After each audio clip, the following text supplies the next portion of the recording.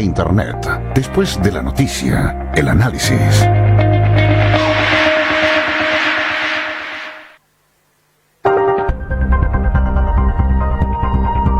Polar Comunicaciones presenta programa especial COVID-19 en la emergencia.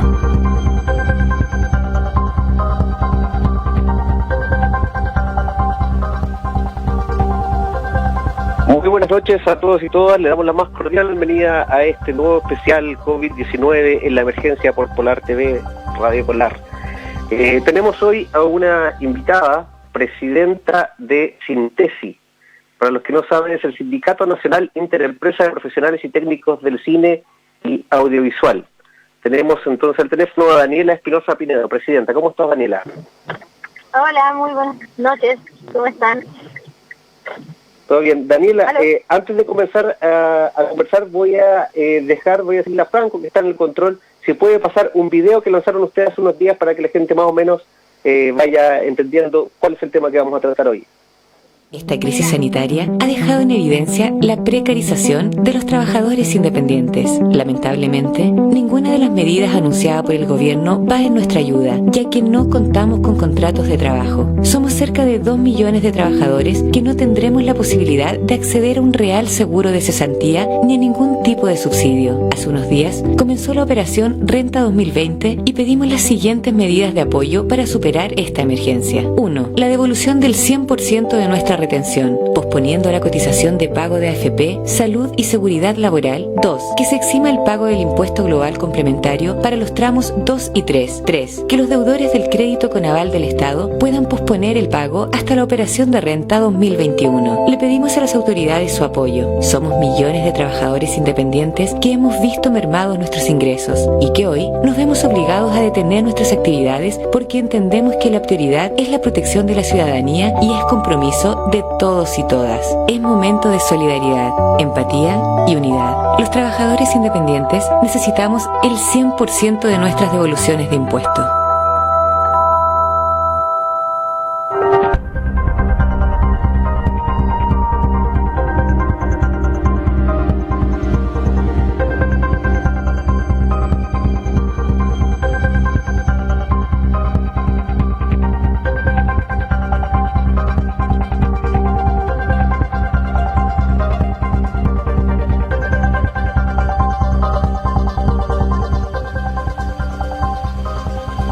Daniela, acabamos de ver el video. Cuéntanos un poco cómo llegaron a armar este video y cuáles son las condiciones actuales que tienen los trabajadores del cine y audiovisuales en nuestro país.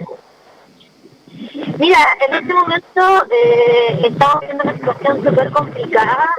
Nosotros nos hemos visto afectados desde octubre a la fecha, con una baja importante de, por un lado, las producciones internacionales que se filman, pero donde se filma mucho comercial extranjero porque tenemos contrastación. Entonces los comerciales del verano del hemisferio norte se filman en el verano chileno porque allá están en invierno. Entonces este verano bajó considerablemente. En Chile se estaban gestando 2 producciones internacionales, una de Amazon, una de HBO que se llamaba Los Spookies, y una de Movistar Plus que era La Vida de los Prisioneros, que se empezaba ahora, y ambas están canceladas sin fecha de retorno, y así una serie de producciones. Entonces, primero nosotros como sector nos hemos visto gravemente afectados por esta crisis, y además nosotros recogemos el guante y decidimos pelear por todos los trabajadores independientes, porque ¿sabes qué pasa? Que la sensación es súper compleja. Nosotros, todos los trabajadores independientes, la gente que boletea, me imagino que a los auditores también les debe pasar, somos un grupo de trabajadores a los cuales se ha dejado de lado por años. Se ha dejado de lado el Poder Legislativo, que no ha generado buenas leyes que nos protejan o que nos pulsen, el Poder Judicial, porque ignora los oficios laborales que se presentan, y desde el Ejecutivo tampoco se han impulsado medidas. Entonces, uno esperaba un poco más de solidaridad, como decimos en el video, frente a la crisis que se está viviendo, y la verdad es que hasta ahora las medidas que propone el gobierno han sido nulas respecto de este sector. O sea, la medida de este Plan Nacional de Protección del Empleo te obliga, o sea, para que tú tengas una cobertura tienes que tener seguro de cesantía, y la mayoría, el 80% de los trabajadores independientes no tiene derecho a seguro de cesantía. Entonces, y además, el seguro de cesantía y muchas de las herramientas que tiene el Estado o el gobierno a disposición de los trabajadores en este momento tampoco son en lo práctico utilizables. Por ejemplo, hoy nos escribía una sociedad del sindicato que nos comentaba que intentó hacer el trámite del seguro de cesantía online y no pudo porque el mismo le devolvió una respuesta que al tener más de un empleador, por favor diríjase a la oficina.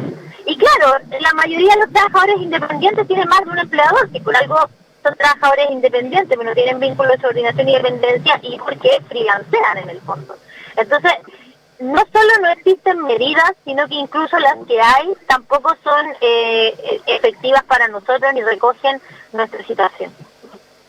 Sí, nos parecía muy importante contactarnos contigo porque efectivamente vimos que Sintesi trató de, ocupando el mismo nombre, de sintetizar y de juntar, a aglomerar a todas estas cantidades de personas que efectivamente trabajan en horarios, son independientes y tienen todo esto que tú nos has comentado. Efectivamente hay algunos incluso que se les finiquita año a año y se les vuelve a contratar y van así en un loop interminable.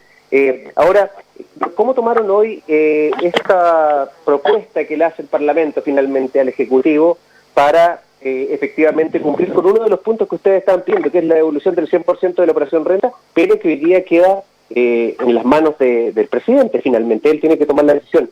¿Cómo lo vieron? ¿Tienen confianza en que esto pueda llegar a buen término? Sí, mira, nosotros estamos confiados en que en el fondo el apoyo de todas las bancadas a esta medida puede ser una buena señal. Esperamos y confiamos que el presidente esta vez sí escuche, porque la verdad es que esta no es una medida, o sea, es una medida que afecta a más de 3 millones de trabajadores. Entonces es una situación tremendamente compleja, es una situación que en este momento puede significar una solución real y efectiva en la vida de un montón de familias. O sea, nosotros estamos constatando, hay trabajadores independientes que de verdad no tienen cómo llegar a este fin de mes, que no tienen una proyección de sueldo ni de ingreso para mayo y con todos los pronósticos de que esto puede llegar hasta agosto, de verdad que el panorama es bien complicado. Entonces esperamos, sentimos que es una señal que desde todas las fuerzas políticas hayan aprobado esta medida y de verdad confiamos en que el presidente, al menos esta, que es una de las medidas que nosotros estamos solicitando, la tome, la coja y le dé la iniciativa que se requiere para que se promulgue. Sí, quería comentar... Súper complicado. De que esto suceda, la gente no está haciendo su declaración de renta.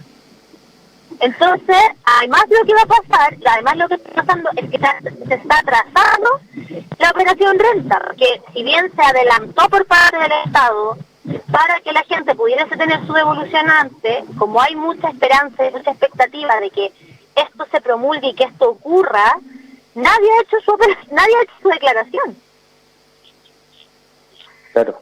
Bueno, todos los años sucede eso, que finalmente la gente lo deja para el último. Creo que este año se esperaba que se hiciera adelantado para que recibieran el dinero antes, pero tal como dices tú, claro, al parecer los números no están cuadrando con esta suposición que se hizo en algún primer momento. Quería dar algunos datos que tienen ustedes en un comunicado que hacen acá con respecto a que en una encuesta realizada por el sindicato a fines de marzo, con el fin de diagnosticar el sector, el 82% de las personas encuestadas no tienen contrato laboral, el 70% es quien aporta el principal ingreso en el hogar y el 56% se encuentra endeudada. Por tanto, lo que tú me dices podría llegar a ser crítico, porque me imagino que no solamente los está golpeando esta pandemia, sino que antes ya también los golpeó desde el 18 de octubre el estallido social.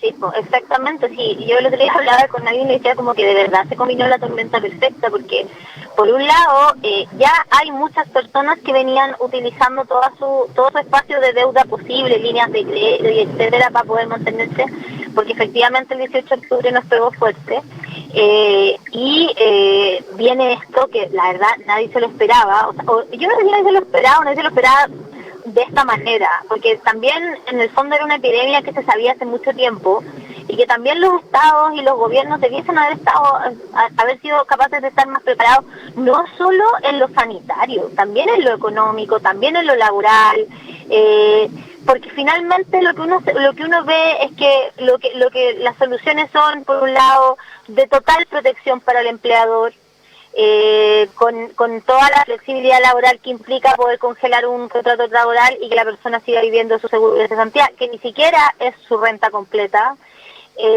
Por otro lado, ahora las medidas económicas anunciadas tienen más que ver con posibilidades de crédito y de endeudamiento, tanto de trabajadores como de emprendedores, y no de una protección global o de una seguridad social que le garantice a un ciudadano poder vivir tranquilo. Entonces, la verdad, la situación se vuelve tremendamente compleja. Nosotros, frente al quédate en casa, somos responsables y le decimos a la gente, sí, por favor, no salgan. Pero yo no sé, siendo súper responsable, yo no sé cuánto tiempo le puedo decir eso a una persona si no tiene plata para pagar las cuentas o para comer o para alimentar a su familia. Exacto. No, te entendemos perfectamente. Sí, lo otro que quería yo plantearle a las personas, a los televidentes que nos están viendo en este momento, que nos están escuchando por radio también en la región de Magallanes y viendo también por redes sociales desde otras partes del país y del mundo, es comentarles que este tema es importante también para nuestra región de Magallanes, porque nuestra región de Magallanes desde hace algún tiempo ya se convirtió en un lugar donde se filman muchos comerciales internacionales, donde se hacen muchas producciones, y por tanto genera también una movilidad en el tema del turismo, en el tema de la economía, en los restaurantes, los hoteles. Hay un movimiento, viaja mucha gente. Me tocó estar hace poco en algunas producciones que se hicieron acá en Magallanes para empresas como Airbnb o Qatar Airlines, por ejemplo, se anduvieron filmando, y me parece que, y lo comenté en algún momento con algún productor, con mi amigo Chato Araya, que anduvo por estos lados, de que efectivamente hay un crecimiento y un potencial del país en estas economías naranjas, de creatividad, ¿no es cierto?, cine, desarrollo de aplicaciones y un montón de otras cosas, que vemos que tampoco nos ha explotado y que quizás después post-pandemia va a ser un tema que sí o sí vamos a tener que revisar. Entonces, creo que el tema que ustedes están tratando es importante desde los dos puntos de vista, desde el tema de los trabajadores honorarios, que siempre se ha tratado de barrer el tema bajo la alfombra, pero también sobre el tema de esta industria y la importancia que tiene para nuestro país, no solamente para eso, sino que también el tema turístico muestra al país hacia el mundo. No sé también ustedes cómo están viendo eso y con qué autoridad principalmente se están relacionando. No sé si es con el Ministerio de Cultura, con cuál es su interlocutor hoy día dentro del gabinete. Mira, ha sido súper difícil encontrar interlocutores. Nosotros hasta el momento nos estamos entendiendo con el Ministerio de Cultura, pero sentimos que las reformas que nosotros necesitamos son de Hacienda y de Economía.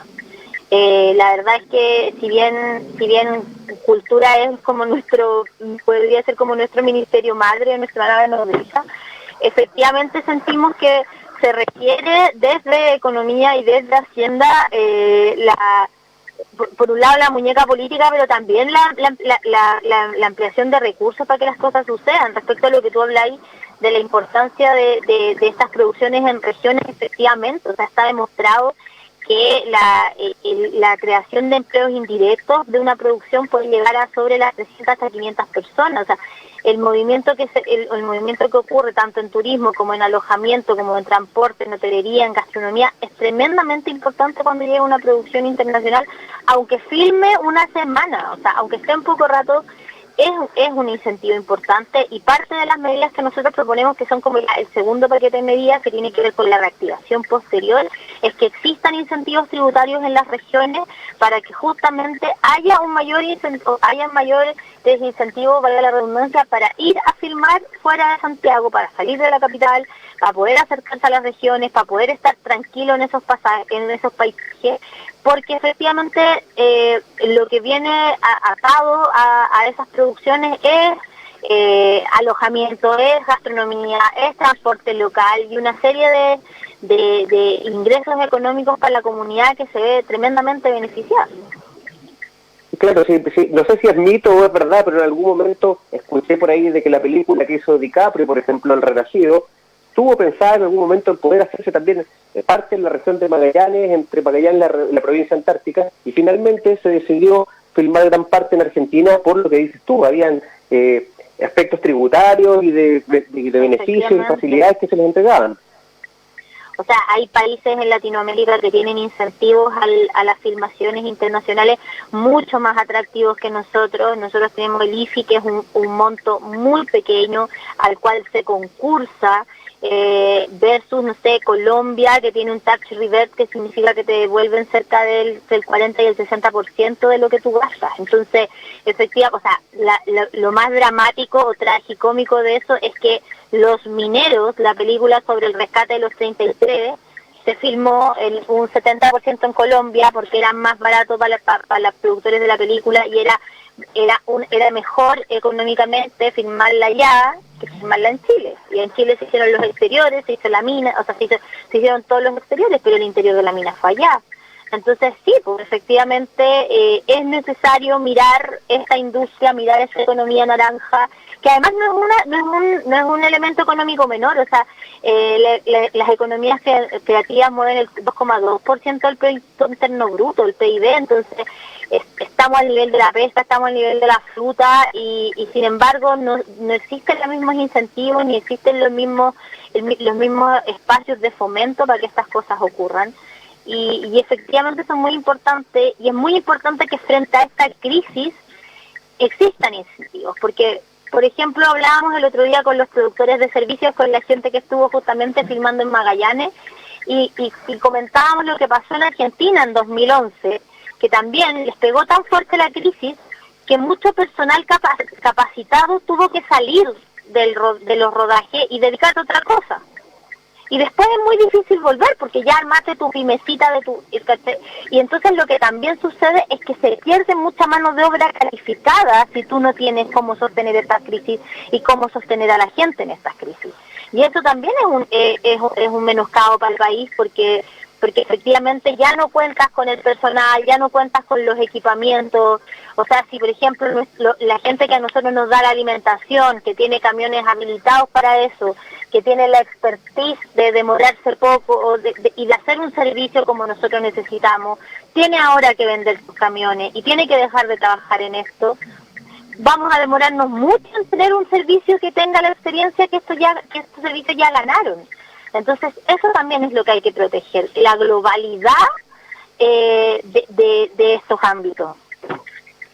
Sí, hay otro tema, un temazo que ustedes colocan dentro de lo que están solicitando también, que no solamente toca a los trabajadores independientes, creo que toca a gran parte de la población, que tiene que ver con posponer el pago del crédito con aval del Estado hasta la operación renta de 2021. Este fue un tema que incluso cuando comenzó el 18 de octubre el estallido social, también se trató para ver si es que podía haber algún perdonazo masivo para gente entendiendo de que cuál era la visión que se quería colocar en esta posible nueva constitución, que tampoco sabemos ahora cómo se va a dar, cuándo se va a dar, si es que se da, cuál era la función de la educación, si era un bien o era un derecho. ¿Cómo van con eso y qué posibilidades tienen? Porque esta efectivamente es una petición que ustedes hoy día la colocan en un pliego, pero es una petición que tienen más de 2 millones de personas en el país. Totalmente, o sea, nosotros creemos que es muy importante analizar las deudas estudiantiles y las deudas universitarias. Creemos que la educación, como tú dices, es un derecho, y frente a eso no puede ser que una persona salga al mundo laboral endeudado como si se hubiese comprado un departamento, porque además las deudas del CAE no son proporcionales a lo que vale una carrera, y en muchos casos ni siquiera son proporcionales a lo que uno aprende. Entonces, en ese sentido, gravísimo. Y claro, el marco de estas peticiones es tratar de que yo creo que lo del CAE es una petición a largo plazo también, o sea, queremos que sea algo que se extienda, pero efectivamente en la contingencia y en la puntualidad de lo que está sucediendo este año, lo que nosotros necesitamos es que los trabajadores independientes, sabemos por cuánto tiempo la vamos a tener que estirar y hacer durar mientras vuelva a haber pega. Entonces, cualquier tipo de descuento, cualquier tipo de fondo de justamente de mermar ese monto es un problema muy complejo, mucho más complejo que en otros años para los trabajadores. Y particularmente, claro, lo del CAE es una lucha porque simplemente uno no debiese terminar endeudado como termina por estudiar una carrera. Daniela, por último, para ir finalizando ya, porque nos quedan un par de minutos en este primer bloque, consultarte, la problemática está clara, es una problemática que afecta a Sintesi como afecta a un montón de personas del sector público, del sector privado, que tiene que ver con los contratos honorarios, un problema que es transversal. La consulta es, ¿tienen alguna propuesta ustedes, desde tu sector principalmente, de qué modelo de contrato debería ser el que debería primar en caso de, no sé, me imagino, homologarlo un poco, por ejemplo, lo que sucede con algunos trabajadores del turismo? Me imagino que ustedes también es bastante estacional por temporada, o Chile ya tiene durante todo el año filmaciones. No, nosotros podemos tener, o sea, los trabajadores del cine y el audiovisual tienen, y la industria en Chile permite tener cierta capacidad de correlación de trabajo durante todo el año. Efectivamente, nosotros lo que creemos es que se define nuestra condición de trabajadores. ¿En qué sentido? Nosotros tenemos una ley súper particular, que es la ley 1969 de trabajadores y espectáculos, por la cual trabajamos 60 horas a la semana. Nosotros podemos trabajar 10 horas diarias más una hora de alimentación, es decir, 11 horas con un tope de hasta 2 horas extras, sin considerar los traslados en Santiago o en la región donde estamos durmiendo. Eso significa que nosotros podemos estar trabajando 15 horas al día, durante 6 días a la semana, y eso es legal. Entonces, cuando nosotros nos meten en la misma bolsa del impuesto único, en la misma tabla del global complementario, nos dejan en estas situaciones sin el seguro de cesantía y nos tratan como trabajadores normales, nosotros decimos, bueno, ok, entonces déjame trabajar 45 semanales y no, y en el fondo revisemos cuáles son las reales condiciones del sector. Porque efectivamente vivimos en un sector súper precarizado, si bien hay un alto flujo de trabajo y claramente las producciones han aumentado, no deja de ser precario el trabajo, no dejan de ser precarias las condiciones y no deja de ser precaria también la estabilidad. Entonces, en ese sentido, lo que nosotros pedimos es que se remire al sector, se remiren estas leyes y podamos juntos buscar una manera de sentirnos mucho más trabajadores, como más protegidos y con muchos más derechos de los que tenemos hasta ahora.